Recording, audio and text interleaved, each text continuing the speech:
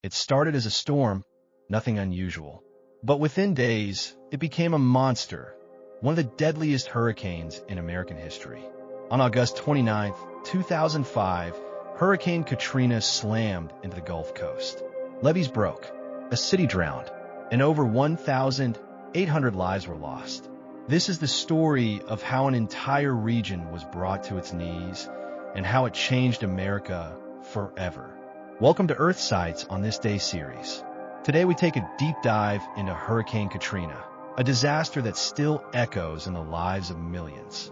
Today we're going to uncover not just what happened on that fateful day in August 2005, but why it happened, how it unfolded, and what lessons we learned or failed to learn from one of the most devastating natural disasters in modern history. By the end of this video, you'll understand how a Category 5 hurricane, combined with human error, poor planning, and systemic neglect, led to catastrophic loss of life and destruction. Let's begin where it all started. Not in New Orleans, but far out in the Atlantic Ocean. Before Katrina, New Orleans was a city full of life, music, and culture, a jewel of the American South. But beneath the surface, it was a city living on borrowed time. Imagine this. 80% of New Orleans sits below sea level, like a bowl surrounded by water. The Mississippi River on one side, Lake Pontchartrain on another, and the Gulf of Mexico beyond.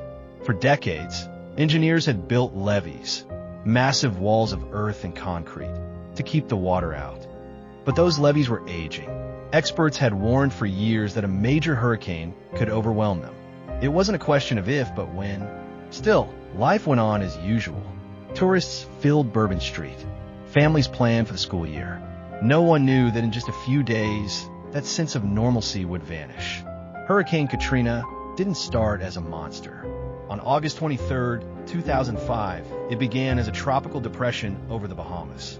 Within 24 hours, it strengthened into Tropical Storm Katrina, and by August 25th, it was a Category 1 hurricane, making its first landfall in South Florida. Florida saw damage, but Katrina wasn't done.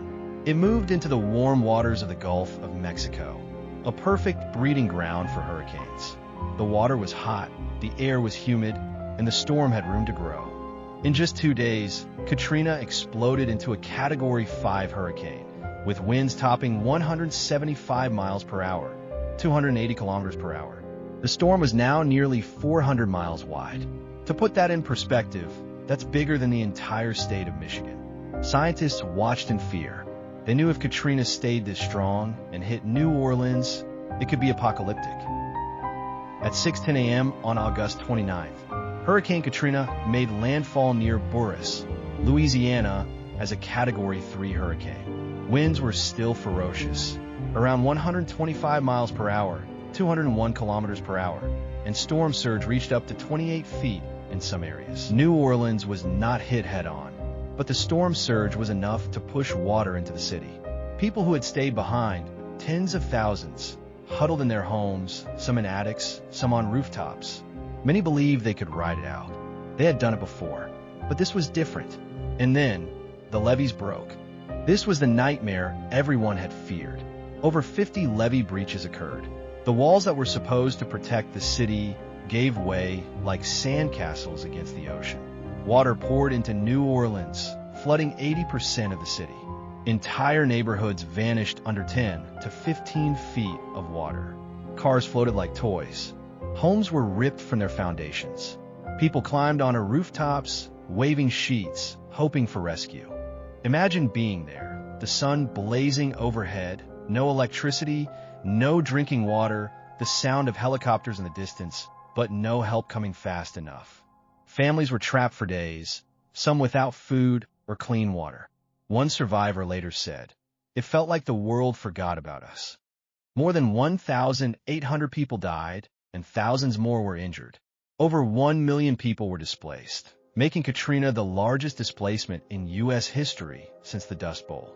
The Superdome, a sports stadium, became an emergency shelter for tens of thousands of people. Conditions were horrific: sweltering heat, overflowing toilets, food and water running out, and a sense of desperation hanging in the air. The government response was slow, disorganized, and chaotic. FEMA, the Federal Emergency Management Agency struggled to coordinate rescues and deliver aid. President George W. Bush's administration faced heavy criticism. One image came to symbolize the failure: people stranded on rooftops, waving for help day after day. On August 29, 2005, Hurricane Katrina devastated the Gulf Coast and drowned New Orleans, leaving a mark that will never fade. It's a story of nature's fury, but also of human failure and resilience. If you found this video insightful, please like, share, and subscribe for more deep dives into history's defining moments. And in the comments, tell us, what do you remember about Hurricane Katrina?